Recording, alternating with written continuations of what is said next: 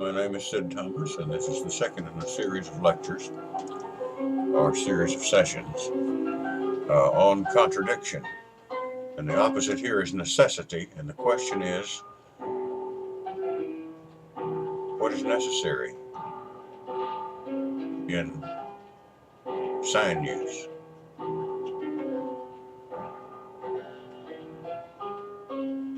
That would be certainty, cannot be otherwise, and it's the opposite of what is impossible. And if you can rule out what is impossible, the negation of what is impossible will be what is necessary.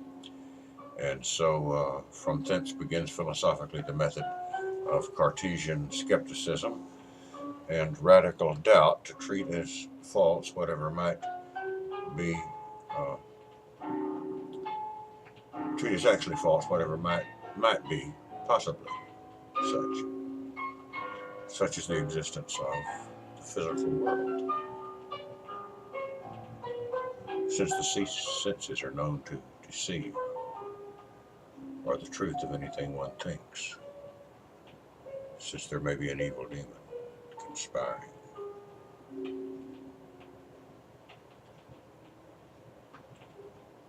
To deceive your thoughts. But on the other hand,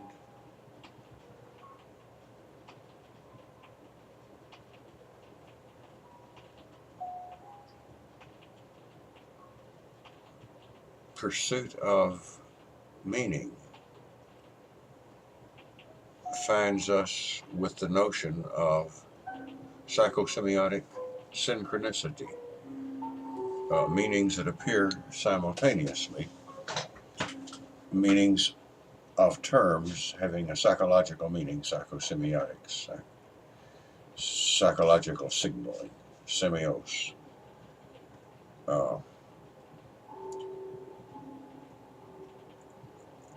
Such as answering the phone and someone being in the middle of a dream that one's having, etc.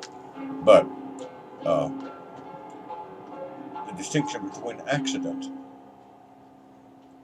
in conjunction of experiences, just this cup sitting here, these posters over here, and a necessity.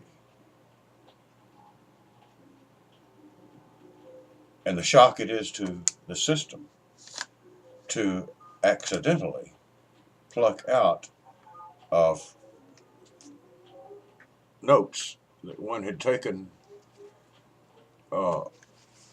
this many years ago, 10 years ago, plus,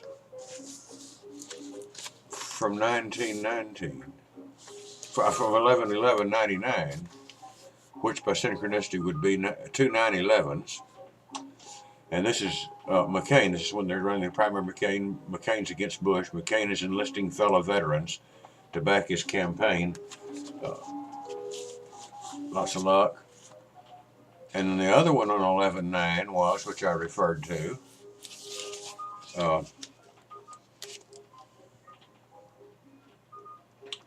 for Bush, the news is mixed. He's liked by people who aren't always sure why. He's a group fantasy leader,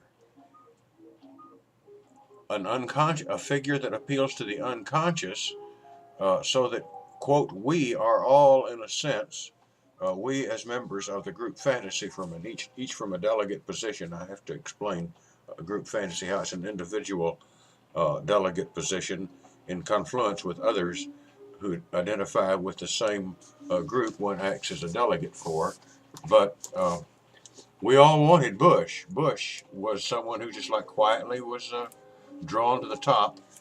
So I'll save my criticism of the use of the term we here until we get through. But the other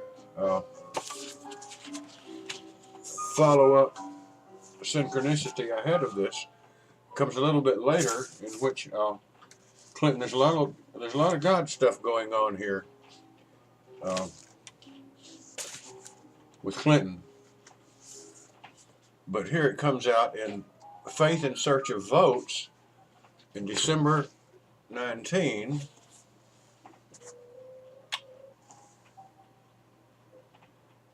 in which the fantasy leader George Bush is reported on the 2000th anniversary of his birth, going into Christmas.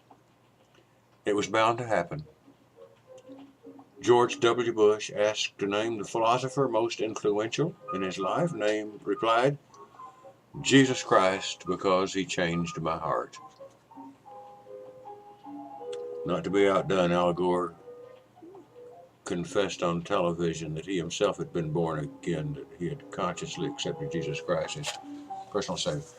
Well, that shows at least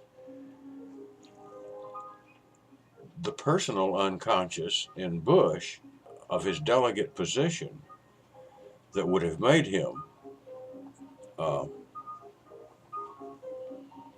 at least partially confluent with the delegate position of uh, the group who is democratically choosing its messiah, its leader, and its war champion. I forgot where Demos goes from here, but